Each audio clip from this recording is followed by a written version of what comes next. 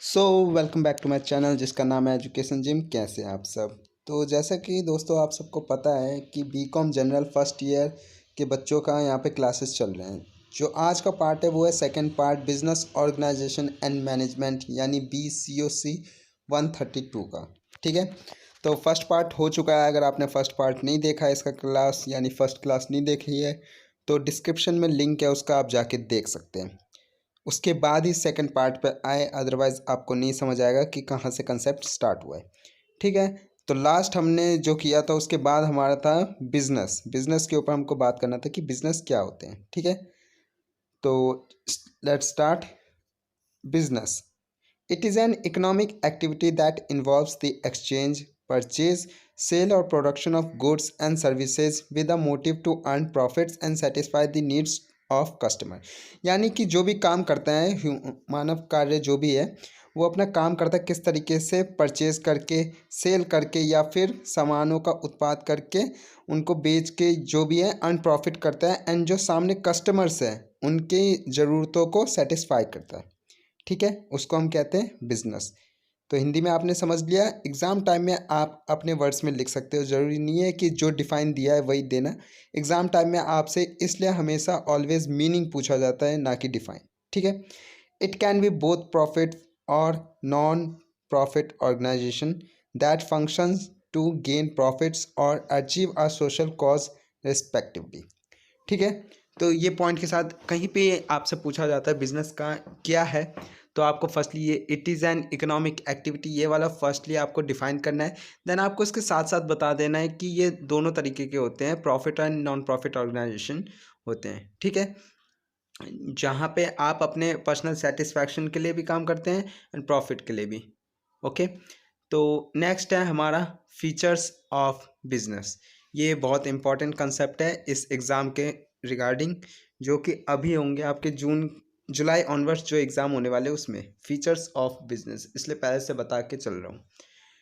Features of business ये वैसे बहुत काफ़ी पॉइंट है, बट आपको जब भी एग्ज़ाम देते हो तो याद रखो कि फर्स्टली आप पॉइंट वाइज बता दो कि कौन कौन से फीचर्स होते हैं, देन कुछ पॉइंट्स को एक्सप्लेन करो।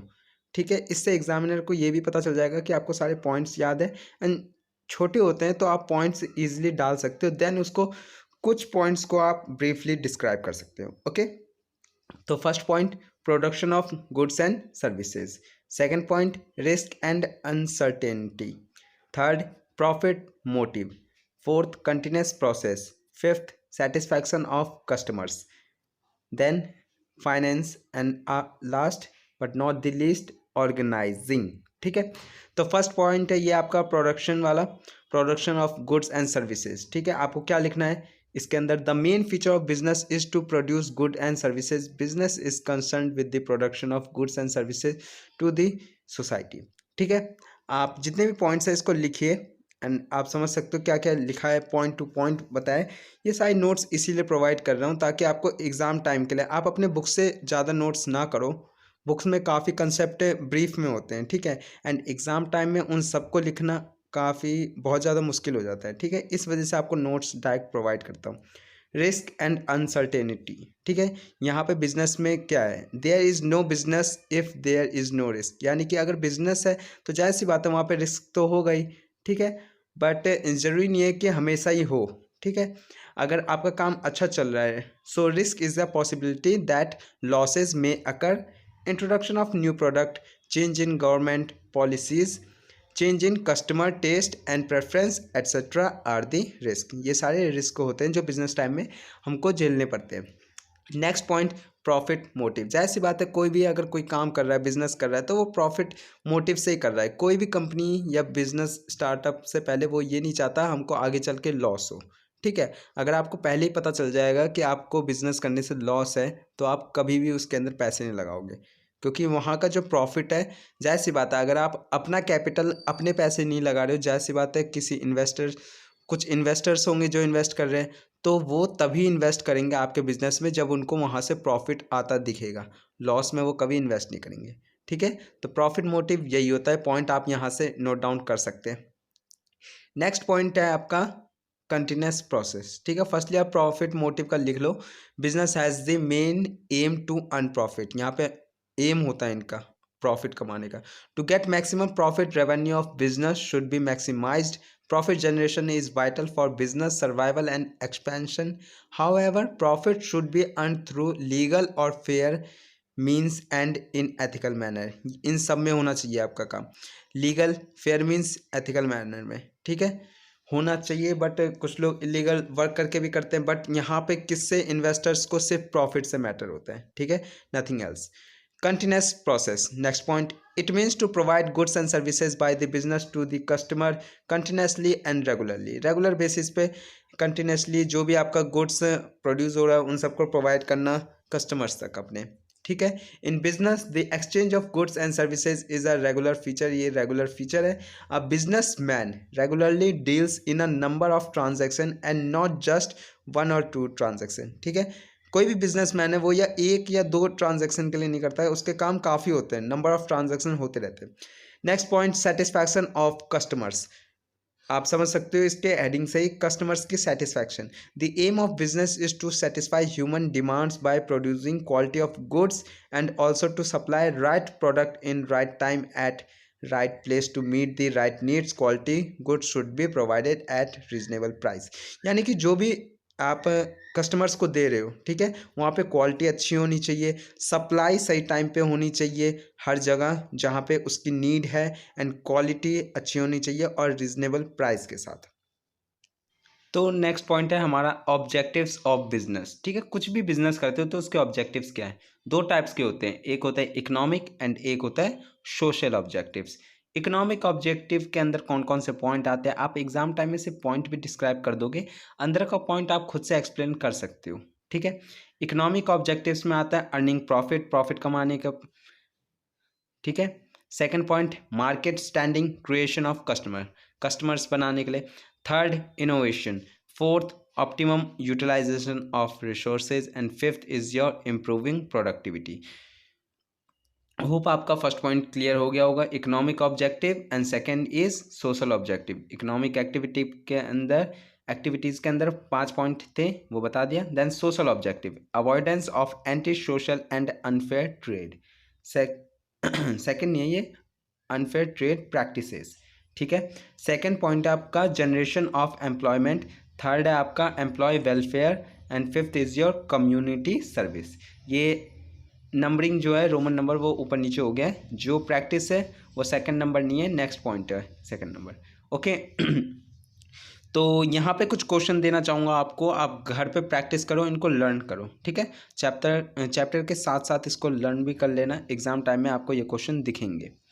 What is the main difference between the economic activity and non economic activity. इसका मैंने लास्ट वीडियो में आपको बता चुका था, इकोनॉमिक एक्टिविटी क्या होता है and non economic activity. Economic activity जहाँ पे आपको सिर्फ पैसे कमाने से मतलब है, प्रॉफिट अर्निंग होनी चाहिए, उसके 3 पॉइंट्स कौन कौन से थे, business, profession and employment. And non economic activity जहाँ पे आप पर्सनल सेटिस्फैक्शन के लिए वर्क करते हो, ठीक है। Next point, next question, what is business, business क्या है, इसको डिफाइन एंड वो बता दिया था आपको। Second, what is profession, and last is your what is employment. तो तीनों पॉइंट आपको होने चाहिए, चारों क्वेश्चन आप कहीं पे नोट डाउन साथ के साथ करते रहना, ठीक है। एग्ज़ाम के पर्पज़ से बहुत इंपॉर्टेंट क्वेश्चन है इसलिए बताया। नेक्स्ट, अब जिस कंसेप्ट पे आ रहे हैं वो है इंडस्ट्री, ठीक है। इंडस्ट्री के साथ हम और भी चीज़ें करेंगे, इंडस्ट्री, ट्रेड एंड कॉमर्स, ठीक है। Firstly industry, and industry is a group of organisation involved in producing, manufacturing और handling the same type of product and service, ठीक है। जो इंडस्ट्री है वो एक ग्रुप ऑफ ऑर्गेनाइजेशन है किसी भी काम को लेके, जहाँ पे मैन्युफैक्चर होते हैं ना बहुत सारी चीज़ें, उन सब के एक ग्रुप समूह को हम इंडस्ट्री बोलते हैं, ठीक है। लाइक स्मार्टफोन्स के बहुत सारे मैन्युफैक्चरिंग कंपनियाँ वहाँ पे, तो वो हमारा इंडस्ट्री कहलाएगा, ठीक है। क्लासिफिकेशन ऑफ इंडस्ट्री, यहाँ पे आप स्क्रीनशॉट ले लो, एग्जाम टाइम में आप इसको इस टाइप से लिख सकते हो, ठीक है। Classification of industry on the basis of nature of activity, on the basis of nature of goods produced, screenshot ले लेना, ठीक है। एंड इसके बाद अगर एग्जाम टाइम में आपसे क्वेश्चन पूछता है तो आप फर्स्टली इस टाइप से आप लिख दो, एंड डिफाइन और डिस्क्राइब करना है तो कुछ ही पॉइंट करो। मैं ऑलवेज हमेशा यही कहता हूँ कि कुछ बुलेट्स आप सारे मेंशन कर दो, बट एक्सप्लेन कुछ को करो, ठीक है, क्योंकि एग्ज़ाम टाइम में जाहिर सी बात है आपको टाइम भी कम मिलता है, एंड कम टाइम में यूटिलाइज कैसे करना है, आपको सारे क्वेश्चन अटेम्प्ट करने हैं। 8 क्वेश्चन या 9 क्वेश्चन आते हैं, 5 क्वेश्चन ही करने होते हैं।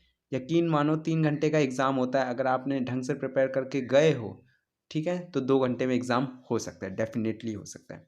ठीक है, नेक्स्ट है हमारा classification and types of industry, जहाँ पे मैंने आपको बोला कि कुछ सारे पॉइंट्स आप सिर्फ बुलेट्स में डाल दो एंड डिस्क्राइब के लिए कुछ बुलेट्स उठाओ। ठीक है, there are various types of industries, these are mentioned as follows. Primary industry, genetic industry. ठीक है, firstly primary industry, it is concern with production of goods with the help of nature. It is a nature oriented industry which requires very little human effort. ठीक है, primary industry, ये हमने primary sector ही में पढ़ लिया था कि क्या होता है, यहाँ पे प्रोडक्शन ऑफ गुड्स होता है, नेचर की हेल्प से जो भी होता है बनता है, लाइक खेती, ठीक है, farming, forestry etcetera.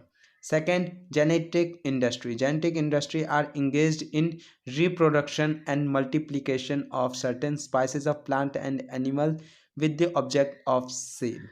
The main aim is to earn profit from such sale. इन सेलों से इनको जो अर्न प्रॉफिट होता है, मेन एम उसी पे है, यानी कि प्लांट नर्सरीज, ठीक है, cattle rearing, poultry farms etcetera, ये सब चीज़ें। Extractive industry, it is concern with extraction और drawing out goods from the soil, air और वाटर।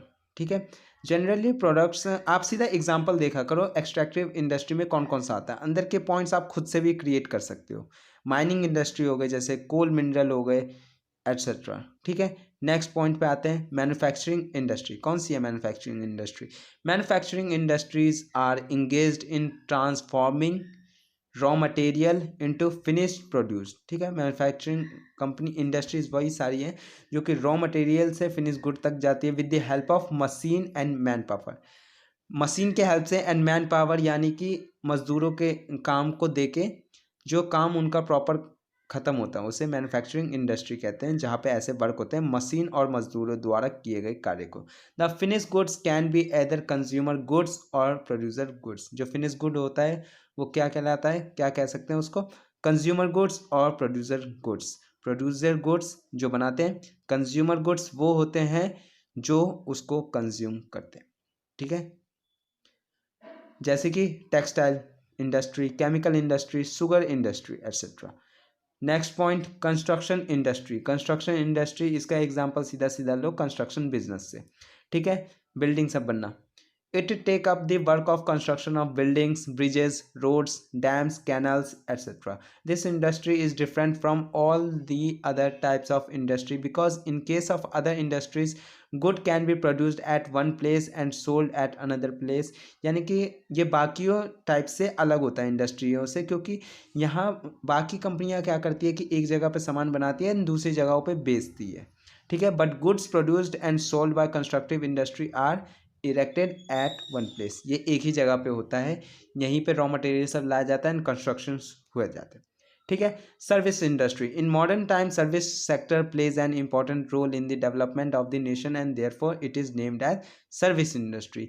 ये हमारे नेशन को डेवलप करने में बहुत हेल्पफुल रहती है, इसलिए इसको सर्विस इंडस्ट्री कहा जाता है, जैसे कि एंटरटेनमेंट इंडस्ट्री। ठीक है, तो यहाँ पे हम difference between trade and commerce करेंगे। यहाँ पे सिर्फ मीनिंग जानना था, इंडस्ट्री का आप जान चुके हो, ट्रेड एंड कॉमर्स का यहाँ पे है मीनिंग। एग्ज़ाम टाइम में आपसे ज़्यादा यहाँ से क्वेश्चन पूछा जा सकता है, ट्रेड क्या है एंड कॉमर्स क्या है, तो मीनिंग पूछा जाएगा। ठीक है, फर्दर्स आपको जो मैं क्वेश्चन बैंक दूंगा एग्ज़ाम से कुछ टाइम पहले, ठीक है, उसके अंदर सारे कंसेप्ट सब मैं डिटेल्स ब्रीफ में भी दूंगा एंड शॉर्ट में भी दूंगा, जिस तरीके से क्वेश्चन आपसे एग्ज़ाम टाइम में पूछेगा। ठीक है, तो मीनिंग आप यहाँ से लिखिए। एक तरीके से ये डिफरेंस बिटवीन है, स्कोप नैरो होती है एंड वाइड होती है, किस किस में। ठीक है, आप देख सकते हो ट्रेड एंड कॉमर्स में। टाइप ऑफ एक्टिविटी, ट्रेड में सोशल एक्टिविटी एंड कॉमर्स में इकोनॉमिक एक्टिविटी, इस तरीके से। ठीक है, तो ये आपसे डिफरेंस बिटवीन यहाँ पे पूछा जाएगा एग्ज़ाम टाइम में। ठीक है, इस पर भी इम्पोर्टेंट स्टार मार्क कर लेना। मैं नहीं चाहता कोई भी पॉइंट आपसे मिस हो, इसलिए स्टार लगाते जाना। जिस कंसेप्ट को मैं स्टार लगाने कह रहा हूँ वो एग्ज़ाम में वेरी वेरी वेरी इंपॉर्टेंट है। ओके, तो कौन कौन से पॉइंट हो गए हैं यहाँ पे? लिंक है बिटवीन बायर एंड सेलर, किस किस के बीच में लिंक होता है? बायर एंड सेलर में, एंड कॉमर्स में, प्रोड्यूसर एंड कंज्यूमर में, ठीक है। नेक्स्ट है डिमांड एंड सप्लाई, ठीक है, इसी का पॉइंट है। नेक्स्ट आपको डिफ्रेंशिएट करना है, इस वजह से ये सारे बुलेट्स, फर्स्टली ये basis of comparison first bullet है, देन आपको ट्रेड का करना है, देन कॉमर्स का। एग्जाम टाइम में आपसे पूछ सकता है ये डिफ्रेंशिएट बिटवीन के कुछ अलग से कंसेप्ट दे दिए जाते हैं, लाइक फर्स्टली आपसे मीनिंग पूछ लिया जाएगा एंड बोल देंगे कि डिफ्रेंशिएट कर दो, ठीक है। तो ट्रेड में है रिप्रेजेंट्स बोथ करते हैं, एंड जो आपके कॉमर्स है वो है represents only the demand side, सिर्फ डिमांड साइड में रिप्रेजेंट होता है। कैपिटल रिक्वायरमेंट ट्रेड में आपको ज़्यादा चाहिए होता है एंड कॉमर्स में लेस, ठीक है। तो इसी के साथ वीडियो एंड करने आ सकते हैं हम, ठीक है। तो एक चीज़ और कहना चाहूँगा, ये हम लोग के पास बहुत ही कम टाइम रह गया है या अभी भी, क्योंकि जुलाई ऑनवर्ड्स है एंड रूमर्स फैलते हैं, ठीक है। हर रूमर्स पे यकीन मत मानो जब तक ऑफिशियल ना आ जाए। अभी तो ऐसा कुछ ऑफिशियल नहीं आया है कि आपके एग्ज़ाम कैंसिल होंगे, ठीक है। एग्ज़ाम होंगे जुलाई ऑनवर्ड्स, अगर नहीं होता है तो थोड़ा डेट एक्सटेंड हो सकता है, और ज़्यादा से ज़्यादा अगर प्रमोट किया जाएगा तो first and second year students को ही, ठीक है। तो वीडियो देखने के लिए थैंक यू, एंड वीडियो अच्छी लगी हो एंड इसी तरीके से और भी वीडियोस में लाता रहो, इसलिए मुझे भी मोटिवेट करो। लाइक शेयर एंड सब्सक्राइब जरूर कर देना चैनल को। मिलते हैं नेक्स्ट वीडियो में, तब तक के लिए टाटा एंड गुड बाय।